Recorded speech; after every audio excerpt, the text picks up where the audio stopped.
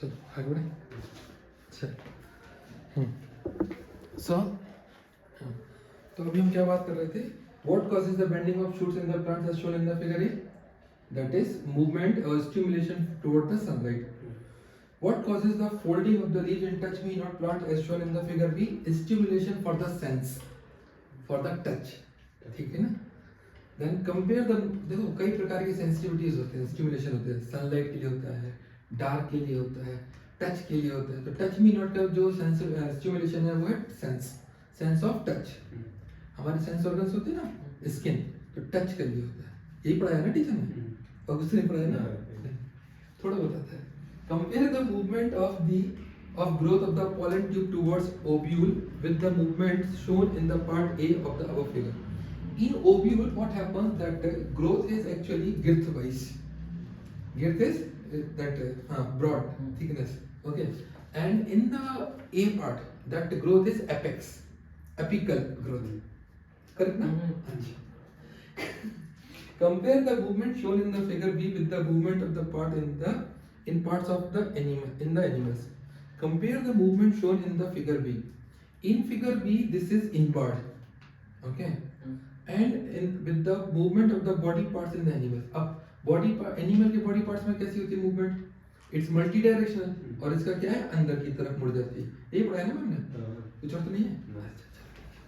अब आगे बढ़ते हैं। Section number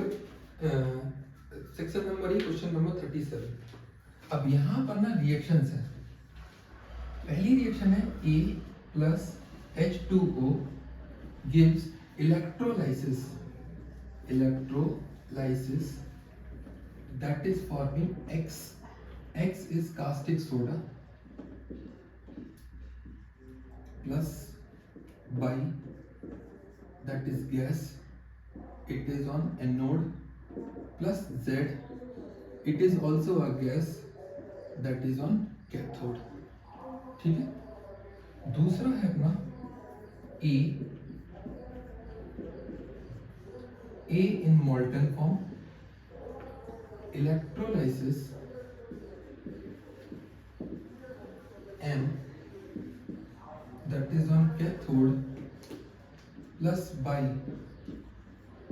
that is on anode। तीसरा M plus CH3COOH gives P plus Z। चौथा CH3COOH plus Q gives concentrated H2SO4 and it will give you R। Fifth, R plus X gives P plus Q। थोड़ा सा दिमाग लगाओ। देखो ये जो reaction है ना, ये आपने पहले भी पढ़ चुके हो, ठीक है ना, और ये कई सारे चैप्टर की मिक्स रिएक्शंस हैं, ठीक है ना। अब समझो हमारी बात को। पहला क्वेश्चन क्या है? A plus H2O electrolysis. अच्छा, दूसरे में भी इलेक्ट्रोलिसिस लिखा है। देखो इलेक्ट्रोलिसिस होती है इलेक्ट्रो डीकम्पोजिशन रिएक्शन या इलेक्ट्रिकल रिएक्शन। कोई भी सब्सटेंस जो इलेक्ट्रिकल रिएक्शंस में या जिसमें इलेक्ट्रिसिटी इन्वॉल्व होती है, वो दो ही कंडीशन में लीड करेगा, या तो मोल्टन स्टेट में या एक्वस स्टेट में। यहाँ पर तो मोल्टन है और यहाँ पर क्या है, पानी के साथ मिल गया है। कभी भी सॉलिड स्टेट में वो इलेक्ट्रिसिटी की प्रेजेंस में रिएक्शन नहीं होगी अगर वो इलेक्ट्रोलाइट है। इसका मतलब ये ए क्या है हमारा, इलेक्ट्रोलाइट है। अब इलेक्ट्रोलाइट या तो एसिड होता है या बेस होता है या सॉल्ट होता है। समझ में आया? अब इस रिएक्शन को अगर तुम देखोगे तो यहाँ पर तुम्हें एक हिंट दे रखी है, caustic soda. Caustic soda caustic soda का फॉर्मूला क्या होता है? Sodium hydroxide. क्या होता है? तो ये हो गया NaOH। अब यार देखो, याद करो 10th क्लास में जितनी भी रिएक्शन है, सोडियम हाइड्रोक्साइड जो बनता था वो किससे बनता था? ब्राइन सॉल्यूशन के इलेक्ट्रोलिसिस से। ब्राइन सॉल्यूशन का फॉर्मूला क्या होता है? NaCl plus H2O। इसका मतलब A क्या हो गया तुम्हारा? NaCl। जब इसका इलेक्ट्रोलिसिस होता है तो तुम्हारी दो गैस निकलती हैं। एक गैस निकलेगी एनोड पर और एक गैस निकलेगी कैथोड पर। नहीं, चलो एक गैस निकलेगी एनोड पर और एक गैस निकलेगी कैथोड पर। एनोड पर मिलती है तुमको कौन सी गैस? Negative gas. क्यों? एनोड होता है पॉजिटिव और कैथोड होता है नेगेटिव। प्लस को कौन अट्रैक्ट करेगा? तुम किससे शादी करोगे, लड़का से या लड़की से? लड़की से करोगे ना, क्योंकि तुम लड़का हो। वो लड़की किससे करेगी? लड़का से। अब आजकल के रूल पे मत जाना, आजकल तो कुछ भी पॉसिबल है। तो एनोड पर तुमको कौन, अब देखो NaCl और H2O, अब यहाँ से एक गैस तो पॉसिबल है क्लोरीन और एक गैस पॉसिबल है हाइड्रोजन। क्लोरीन होती है नेगेटिव, तो नेगेटिव किस पर जाएगी? पॉजिटिव पर। तो इसका मतलब एनोड पर कौन सी गैस मिल रही है? क्लोरीन। और कैथोड पर कौन सी गैस मिलेगी? हाइड्रोजन। अगर तुम्हें इसके टेस्ट करने हैं तो कैसे करोगे? इसका तो पॉप साउंड है, इसका क्या है? इसका क्या है? अगर कैल्शियम हाइड्रोक्साइड से क्लोरीन गैस निकाल दो, ब्लीचिंग पाउडर बन जाएगा। बस समझ में? दूसरा, chlorination of methane, chloroform formation. समझ में आया? तो ऐसे भी क्वेश्चन ट्विस्ट कर सकते हैं उसी में। बोल सकते हैं कि जो बाई है, by is used to form the chloroform.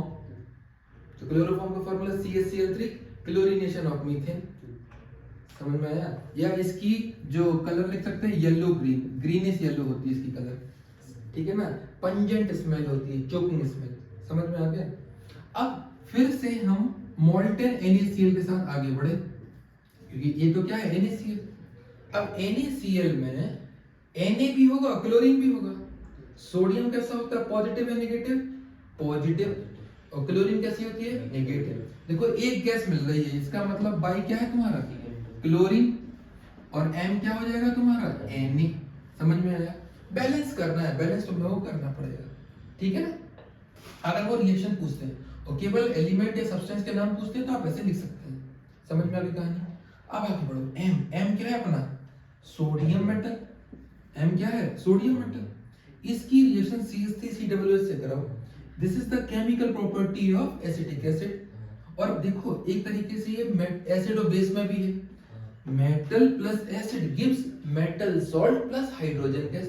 तो हाइड्रोजन गैस निकलेगी Z की जगह, और P क्या हो जाएगा? यहाँ से H हट गया, तो क्या बचा? CH3COO minus. ये माइनस है, ये प्लस है, तो माइनस किसके साथ जुड़ेगा? प्लस के साथ। तो ये बन जाएगा CH3COONA। बोलो बात समझ में आती है? अब इसके बाद यहाँ पर CH3, अच्छा ये जो सॉल्ट बना है ये एसिडिक सॉल्ट होगा या बेसिक सॉल्ट होगा? बेसिक सॉल्ट, क्योंकि ये कैसा एसिड है? वीक एसिड है, और ये स्ट्रॉन्ग मेटल है, स्ट्रॉन्ग मेटल है। तो दिस इज मेटालिक सॉल्ट या कह सकते हैं बेसिक सॉल्ट। बेस वाली प्रॉपर्टी ज्यादा मजबूत होती है। समझ में आ गया? दूसरा, ये सोडियम टेस्ट भी होता है, ठीक है ना भाई। एसिटिक एसिड का सोडियम टेस्ट क्या है? एसिड की सोडियम के साथ रिएक्शन करा दो, सोडियम एसीटेट बन जाएगा। इसको बोलते हैं एसीटेट। किसका एसीटेट है ये? सोडियम का। बात समझ में आ रही है? इसके बाद metallic acetic acid plus Q gives concentrated H2SO4 की प्रेजेंस से R देता है। अब याद रखो कि acetic acid concentrated sulphuric acid की प्रेजेंस में केवल स्वीट स्मेलिंग सब्सटेंस देता है, जिसको बोलते हैं एस्टर। और एस्टर बनने के लिए एसिड के साथ में अल्कोहल चाहिए। इसका मतलब Q क्या हो गया? अल्कोहल। कौन सा अल्कोहल लिख दो? C2H5OH, इथेनॉल लिख दो। समझ में आया? अब जो कंसंट्रेटेड H2SO4 होता है, इसका काम होता है डिहाइड्रेशन। डिहाइड्रेशन का मतलब वाटर मॉलिक्यूल को एब्जॉर्ब करना। वाटर मॉलिक्यूल को एब्जॉर्ब करने के लिए हमेशा याद रखो, अल्कोहल से हाइड्रोक्साइड उठाएगा और एसिड से H हटाएगा। कभी भी एसिड से हाइड्रोक्साइड नहीं हटेगा। हाइड्रोक्साइड किससे हटेगा? अल्कोहल से। अल्कोहल से हाइड्रोक्साइड और एसिड से H। तो यहाँ पर क्या बचेगा? CH3COO C2H5। तो R क्या हो गया तुम्हारा? CH3COO C2H5। समझ में आया? तो इस रिएक्शन को हम एस्टरिफिकेशन के नाम से भी जानते हैं। समझ में आया? अब देखो R का रिएक्शन X, तो R क्या है अपना? CH3COO C2H5 और X क्या है? NaOH। यार ये तो सैपोनिफिकेशन की रिएक्शन हो गई, या डीएस्टरिफिकेशन भी बोलते हैं। जब भी हम एस्टर को सोडियम हाइड्रोक्साइड में हाइड्रोलाइज करते हैं, हाइड्रोलाइज का मतलब उसको डिसॉल्व कर देते हैं, क्योंकि ये सॉल्यूशन होता है, तो क्या बनेगा आपका? सोडियम का एसिड बने, सोडियम का फैटी एसिड बनेगा, जिसको हम सोप बोलते हैं। और अल्कोहल रिलीज हो जाएगा। तो जो P होगा आपका, P क्या है आपका वापस से CH3COONA, और Q क्या है आपका अल्कोहल, Q क्या है आपका प्लस C2H5OH। बोलो बात समझ में आती है? हो गई रिएक्शन, X Y Z सब हमने पहचान ली। फोर्थ वाले में H2O नहीं लिखा था। नहीं, H2O डिहाइड्रेट मतलब एब्जॉर्ब कर लिया है। एक्चुअली H2O यहाँ पर माइनस H2O लिखा जाता है, ठीक है ना। एक्चुअली 10th क्लास में इतना ज़्यादा डेप्थ में सिखाया नहीं जाता है, तो वो प्लस H2O भी लिख देते हैं, जबकि वाटर मॉलिक्यूल तो मिलेगा ही नहीं, वो तो इसी में घुला हुआ मिलेगा ना अपन को, डिसॉल्व। समझ में आ गया? लिख लो, देख लो। इसी में लिख लेना। हाँ, इसी में लिख लो।